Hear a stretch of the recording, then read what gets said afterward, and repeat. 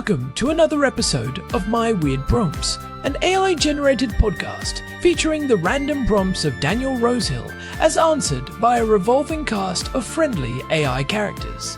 Join us for deep dives into AI, technology, and whatever other random thing Daniel finds fascinating today. Subscribe on Spotify or your favorite podcatcher. Now, today's episode. This episode was generated using artificial intelligence. Please verify facts. Hey, Herman and Corn. So I mentioned that usually most of my prompts come to me because I'm just out and about and I see something and it makes me think of a question that I should send to the podcast. Thus it is today. So I was just looking at an ambulance pulled up here and looks like thank God whoever they were called for is fine. But it makes me think about paramedics and about first aid, because I actually we did our first aid for infants training a few months ago at the paramedic centre. Sadly, I didn't get to see the dispatch room. As you guys know, that would have been a dream come true. But maybe for next time. I'd love to know, Herman and Corn, your thoughts about a first aid kit, because I was looking for it and ended up getting one from this company, from United Health, specifically for children. And it's kind of this really big backpack style thing. Probably overkill, maybe because it was marketed as being for kids. It's actually intended for use in schools because it feels a little OTT for the house. But I mentioned doing first aid training back when I was a pool lifeguard in Ireland, and I guess the thing you take away from any time you're in that kind of context and need to use a first aid kit is that clutter is your enemy and knowing your first aid bag is your friend. You don't want to have a bunch of stuff you never or rarely use. You want to know exactly what's in there, you want to know what's in stock, and you want to be able to just kind of know it by memory, muscle memory. So with that in mind, Herman and Corn, obviously there is first aid for Ezra, our son, but the carers might need first aid too. So in a first aid kit, what would you say are the things for a family, a small family like us, that you absolutely want to make sure you have in stock? And how often do you want to check it? Because besides using stuff, if you do need to use something, you also have some things like alcohol wipes that I always assume are prone to drying up over time. So I know it's not just a set it and forget it purchase. You want to do a periodic check to make sure that you have your gear, everything's in order. Herman and Corn, let's talk about first aid kits today. For young families, what are the key things to have in there, and how often would you recommend doing a quick spot check to see that you have all the gear you need? Over to you two. Welcome back, everyone, to another episode of My Weird Prompts. I am Corn, and I am sitting here in our living room in Jerusalem with my brother. It is a bit of a chilly February morning here. The light is just starting to hit the stone walls of the buildings across the way, and we have our coffee ready for a deep dive. Herman Poppleberry at your service. It is a beautiful day outside, as you say, but we are staying focused on the indoors today, or at least the tools we keep indoors to handle the chaos of the outdoors when it follows us home. Exactly. Our housemate Daniel sent us a voice note earlier. He was out and about near the old city, saw a Morgan David Adam ambulance navigating those narrow streets, and it got him thinking about emergency preparedness. He actually mentioned that he did some infant first aid training recently, and it sparked this question about what a small family should actually have on hand. He asked, and I quote, "What are the essential items we should always have in stock? And how often would you recommend doing a spot check to ensure everything is in order and supplies haven't expired or dried out?"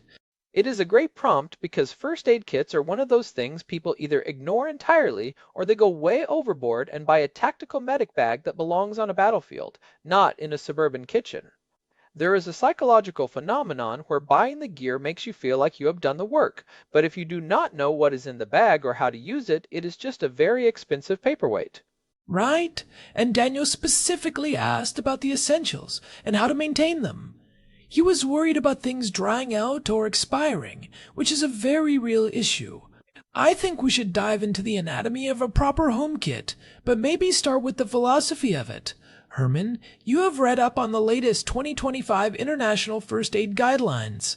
Is there a baseline for what a family needs versus, say, a professional responder? There absolutely is. The biggest mistake people make is thinking that more stuff equals more safety. In reality, in a high-stress situation, a cluttered kit is your enemy. If your child is bleeding or has a burn, you do not want to be digging through 40 different types of specialized ointments to find a basic bandage. The Red Cross and various emergency medicine groups emphasize that a kit should be organized, accessible, and intuitive. I like to call it the 3-second rule. You should be able to lay your hands on the most critical item in 3 seconds or less. That makes sense. So, if we are building this from scratch for a small family, where do we start? What are the non-negotiables? Let us start with wound care because that is 90% of what you will actually use. You need an assortment of adhesive bandages, obviously, but you should have more of the large ones than the tiny ones. Those little circular ones are mostly for show. You want the heavy-duty fabric bandages that actually stay on when a kid is running around. But beyond the basics, you need sterile gauze pads. I recommend at least 5 or 6 of the 4x4-inch pads. They are versatile. You can use them to stop bleeding, clean a wound, or create a larger dressing. And do not forget a roll of paper tape or cohesive wrap. Cohesive wrap is that stretchy stuff that sticks to itself but not to skin or hair. It is a game changer for joints like knees or elbows. And what about the stuff to actually clean the wound? Daniel mentioned alcohol wipes drying out, which happens all the time. I feel like every time I open a first aid kit, those little foil packets are just dry squares of paper. This is a major point of contention in modern first aid. For a deep wound, you actually do not want to use high-percentage rubbing alcohol or hydrogen peroxide. The science has shifted significantly on this. We now know that peroxide and alcohol can actually damage the healthy tissue and slow down the healing process. For a home kit, the gold standard is actually just sterile saline solution. You can buy small 4-ounce bottles or even individual 20-milliliter pods. It is much gentler and more effective for flushing out debris. If you want a disinfectant for the skin around the wound, povidone, iodine, or chlorhexidine wipes are great. They tend to have a slightly better shelf life than the cheap alcohol prep pads you find in the dollar store kits. That is an important distinction. I feel like we grew up in the era of pouring peroxide on everything and watching it bubble. But the science says that bubble is actually the sound of your cells screaming. What about the physical tools? I know Daniel mentioned his lifeguard training back in the day. What tools should a civilian family have in 2026? First and foremost, a good pair of trauma shears. Do not rely on regular kitchen scissors. Trauma shears have a blunt tip so you do not accidentally poke the person you are trying to help, and they are strong enough to cut through denim, thick leather, or even a seatbelt if you need to expose a wound quickly. Also, a pair of fine-tip tweezers. Not the ones you use for eyebrows, but dedicated medical tweezers for removing splinters, glass, or even a tick. And here is a modern addition, a reliable pulse oximeter. Since the pandemic, these have become standard. It gives you a quick reading of oxygen saturation and heart rate, which can be very helpful when you are calling a doctor or a nurse line to describe a sick child's condition. And I assume some kind of barrier for the person giving the aid? We have to think about safety for the caregiver too. Absolutely. Nitrile gloves. Not latex because you never know who might have an allergy, and latex degrades much faster in a kit. Keep at least 3 pairs in there. If one tears, you need a backup. And for a family kit, especially with kids, I would add a reliable digital thermometer. Not the old school glass ones, but a quick read digital one. In the middle of the night when a kid feels warm, you want an accurate number fast.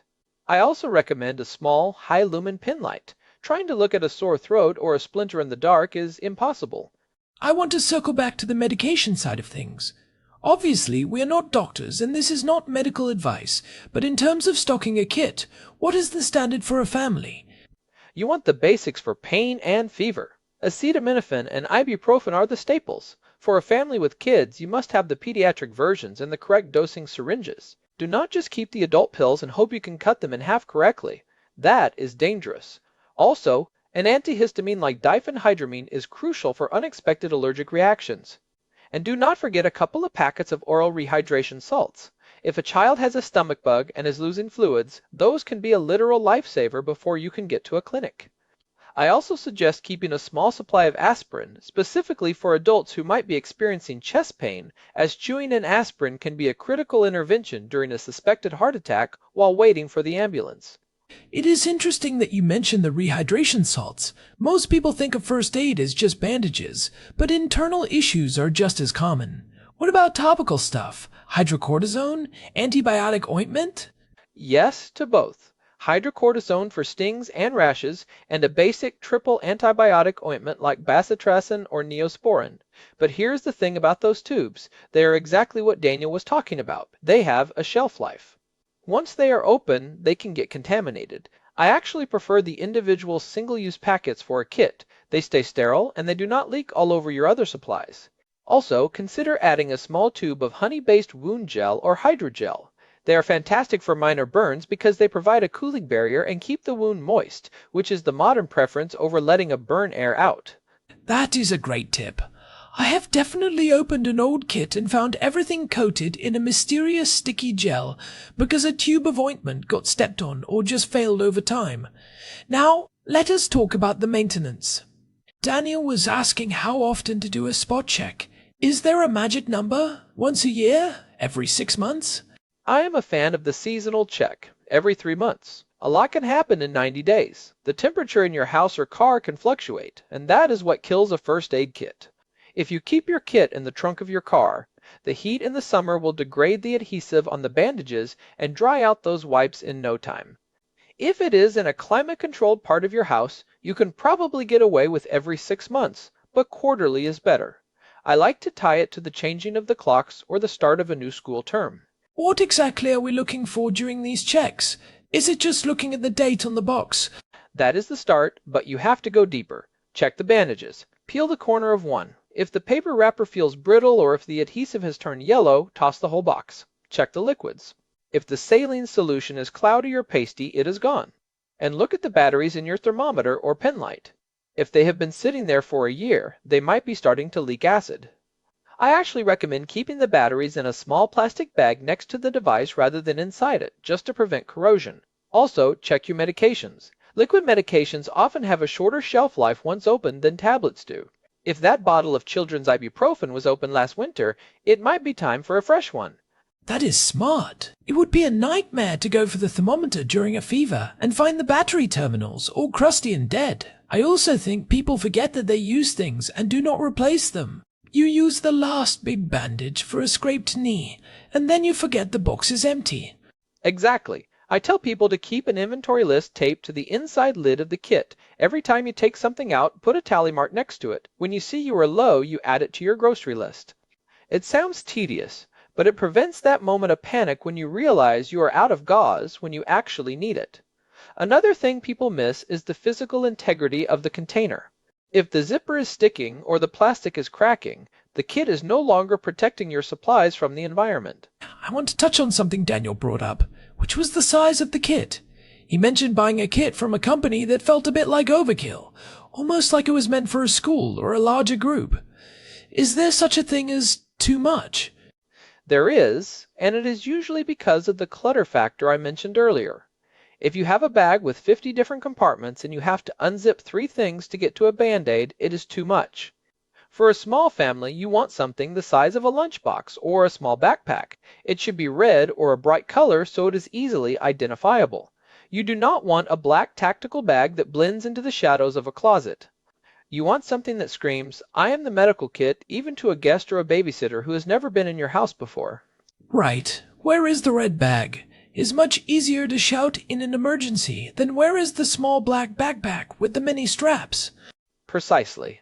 And honestly, the most important thing you can put in that kit is not a physical item. It is a card with emergency numbers and basic instructions.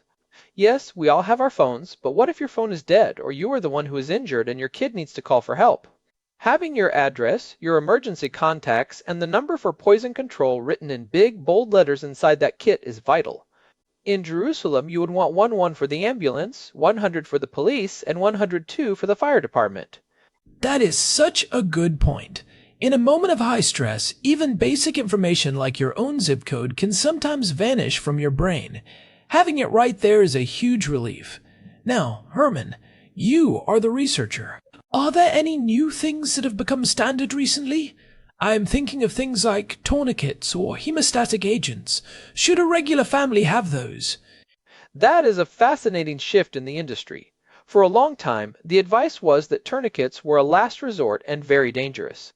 But after the lessons learned from the Stop the Bleed campaign, the consensus has changed.